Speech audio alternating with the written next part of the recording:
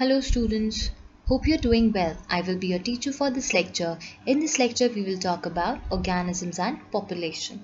This topic is taken from NCERT class 12th unit 4, that is ecology. And in this lecture, we will talk about population interaction and about parasitism, commensalism and mutualism. तो सबसे पहले हम किसके बारे में आज बात करेंगे? हम आज बात करेंगे regarding parasitism. अब देखो पैरासिटिज्म क्या है, तो parasitism is an interspecific interaction. ठीक है, अब ये इंटरस्पेसिफिक इंटरैक्शन है तो एक को बेनिफिट होगा, दूसरे को नुकसान होगा, नेगेटिव इफेक्ट आएगा. तो ये कैसा है? This is an inter specific interaction. ठीक है, दो डिफरेंट स्पीसीज के बीच में इंटरैक्शन आपको देखने को मिलता है.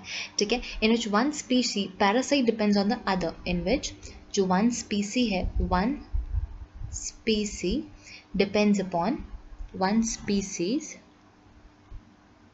depends upon other for its nutrition. ठीक है, तो इसको क्या बोलोगे? जो जिस पे न्यूट्रिशन के लिए डिपेंडेंट है, दैट इज होस्ट. ठीक है, दैट इज होस्ट. होस्ट कौन सा है? ये अदर स्पीसी. एंड जो डिपेंड हो रहा है वो क्या हुआ? वो हुआ पैरासाइट. ठीक है, अब देखो मैनी पैरासाइट्स जो हैं ये होस्ट के साथ को इवॉल्व होते हैं. What do they do? They coevolve with host. ठीक है, होस्ट के साथ को इवॉल्व होंगे. तो अब ये इनमें क्या क्या आपको अडेप्टेशंस देखने को मिलते हैं ताकि ये को इवॉल्व हो सकें, ताकि ये एफिशिएंटली ऑर्गेनिज्म से न्यूट्रिशन ऑब्टेन कर सकें. तो अडेप्टेशंस में पहला देखो तो loss of unnecessary sense organs. ठीक है, loss of unnecessary sense organs, जो भी फालतू सेंस ऑर्गन्स हैं उनका लॉस, सेंस ऑर्गन्स. सेकेंड देखो, सेकेंड है there is presence of hooks and adhesives. Presence of hooks and adhesive organs. अब ये जो हुक्स और एडहेसिव ऑर्गन्स हैं ये चिपकने में हेल्प करते हैं. ठीक है, and suckers are also there. There is loss of digestive system, loss of digestive system. तो ये डाइजेस्टेड फूड ही अब्जॉर्ब कर लेते हैं. इन्हें डाइजेस्ट करने के लिए मैकेनिज्म की या सिस्टम की ज़रूरत नहीं है. ठीक है, and the fourth one is that they have high reproductive capacity. बहुत तेज़ी से रिप्रोड्यूस करेंगे, बहुत तेज़ी से रिप्रोड्यूस करेंगे तो ज़्यादा से ज़्यादा इनमें इवोल्यूशन आपको देखने को मिलेगा. ये होस्ट स्पेसिफिक और ज़्यादा बनते जाएंगे. ठीक है, अब आप देखो पैरासिटिज्म जो है आपके पास 3 टाइप्स का है. तो पैरासिटिज्म कैसा है? It is of 3 types. 3 types के पैरासिटिज्म में पहला पैरासिटिज्म है आपके पास ectoparasitism. Ectoparasitism. Ectoparasitism में क्या होता है? एक्टो पैरासिटिज्म में parasites live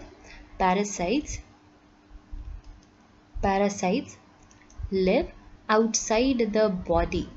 it lives outside the body of the organism. ठीक है, एग्जाम्पल्स आप देखो. एग्जाम्पल है आपके पास कस्क्यूटा. ये प्लांट पैरासाइट है. कस्क्यूटा क्या है? Cuscuta is a plant parasite. दूसरा है आपके पास टिक्स, लाइसेस, राइट, जो डॉग्स में होते हैं, टिक्स, लाइस एट्सेट्रा. ठीक है, तो ये हुआ एक्टो पैरासाइट. सेकेंड है आपके पास एंडोपैरासाइट्स. तो एंडोपैरासाइट्स वो पैरासाइट्स हैं जो बॉडी के अंदर रहते हैं. तो endoparasitism, that is the parasites who live inside the body, और इनसाइड से ये न्यूट्रिशन अब्जॉर्ब करते हैं. एग्जाम्पल आप देखो एंडोपैरासाइट्स का. देयर इज डिफरेंट एग्जाम्पल्स, जैसे कि ये रहते हैं लंग्स में, लिवर में, किडनी में. ठीक है, तो we have liver fluke etcetera. तो ये एंडोपैरासाइट्स हुए. एंड थर्ड है आपके पास brood parasitism. Third we have is the brood parasitism. Brood parasitism में आपको क्या देखने को मिलेगा? देखो ब्रूड पैरासिटिज्म में क्या होता है? इट इज ये ब्रूड पैरासिटिज्म आपको बर्ड्स में देखने को मिलता है. किसमें? बर्ड्स में. तो ब्रूड पैरासिटिज्म में क्या होगा? एक parasitic bird, over here a parasitic bird will lay eggs in its host nest. तो क्या होगा? जो होस्ट है वो उन एग्स को अपना समझ के वहाँ पर उन्हें न्यूट्रिशन देगा, उन्हें इंक्यूबेट करेगा. तो एग्जाम्पल आपको ये देखने को मिलता है इन Kuku in cuckoo, that is quail, right? That is quail and the crow. तो कोयल और क्रो में आपको ये देखने को मिलता है.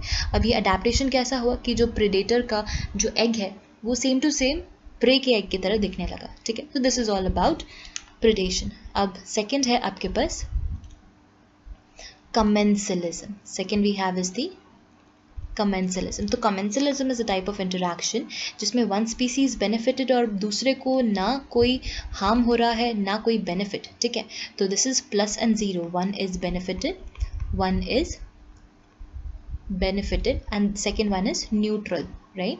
And second is neutral. उसको कुछ ना फर्क पड़ रहा है ना बेटर, कुछ भी नहीं. ठीक है, तो ये हुआ commensalism. आप इसके एग्जाम्पल्स देखो. एग्जाम्पल्स हम देख सकते हैं. Orchids grow on epiphytes, right? Orchids grows as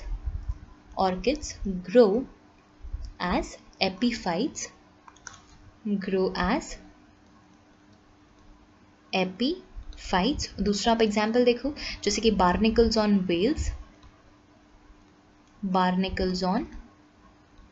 whales, ठीक है. And third we have is the cattle ergot near the grazing cattle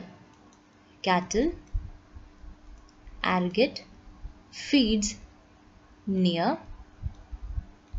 grazing cattle. तो ये क्या करते हैं, ग्रेजिंग कैटल्स जब मूव कर रहे हैं, खाना ढूंढ रहे हैं, तो ये जो बर्ड्स हैं ये इनके आसपास ही घूमेंगी, इनके आसपास ही फीड करेंगी, क्योंकि जब ये मूव करेंगे ना कैटल्स, तो इनकी वजह से जो ग्रासेस हिलेंगी तो जो वहाँ से इंसेक्ट्स निकलेंगे उन पे ये फीड करेंगे. ठीक है, तो बार्निकल्स को वेल एज अ लिफ्ट की तरह यूज़ करते हैं. तो जो वेल्स हैं उन पे बार्निकल्स चिपक जाएंगे और फिर जहाँ पे फूड होगा वो वहाँ से डिटैच होकर के फीड कर लेंगे. ठीक है, so these are some of the common examples. अब थर्ड है हमारे पास mutualism. Third we have is the mutualism. तो म्यूचुअलिज्म कैसा इंटरैक्शन है, ये है प्लस interaction. कैसा interaction? Plus and plus interaction. Over here, in which both the interacting species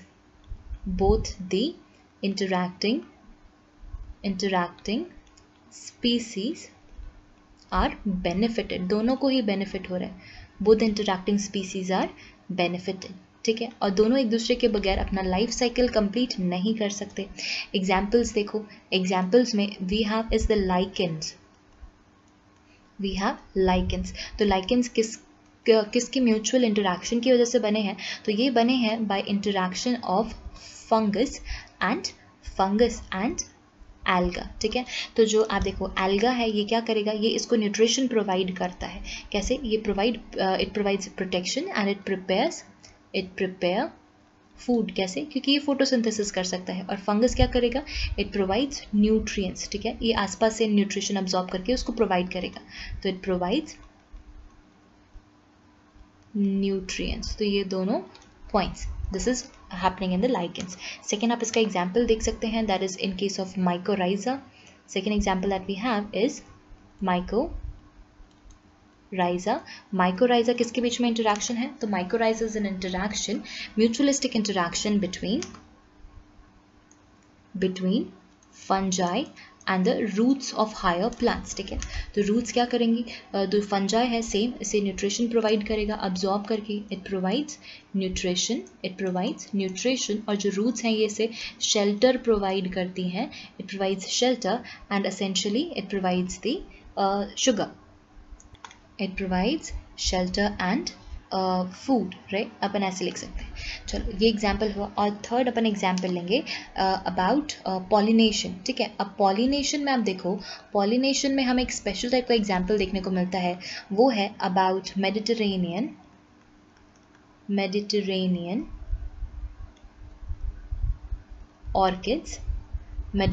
orchids and ophrys. Mediterranean orchid and ophrys. ये क्या करती है? ओफायरस जो है ये इससे सेक्सुअल डिसीट करता है. ये क्या करता है? ये इससे करता है सेक्सुअल डिसीट. ठीक है, अब मेडिटेरेनियन ये जो ऑर्किड है ये सेक्सुअल डिसीट कैसे करेगा? आप देखो यहाँ पर सेक्सुअल डिसीट देखने को मिलेगा, यानी कि धोखा. कैसे? अब इस ऑफायरस को लगता है कि मेडिटेरेनियन ऑर्किड का एक लीफ, एक जो पेटल है, ये फीमेल बी की तरह कन्वर्ट हो जाएगा, फीमेल ऑफायरस की तरह। अब जो मेल ऑफायरस वहाँ पे कॉपुलेट करने के लिए जाएगा तो वहाँ पर क्या हो जाएगा, पॉलिनेशन। अब वो एक्चुअल में तो फीमेल नहीं था, बट उसको लगा ये फीमेल है क्योंकि इस ऑर्किड ने अपने आप में ऐसे चेंजेस लाए कि उसका जो पेटल है ये फीमेल ऑफायरस की तरह दिखने लगा। ठीक है, सो इस प्रोसेस के थ्रू भी यहाँ पर क्या देखने को मिलता है, पॉलिनेशन। अब कुछ प्लांट्स ऐसे होते हैं जो उसको एडिबल खाने के लिए पोलेंस दे देते हैं, अपना एग ले करने के लिए उनको जगह दे देते हैं, जैसे कि वास्प एंड फिग प्लांट। ठीक है, so these some of the common examples of mutualism. I hope you understood the example and explanation. Thank you.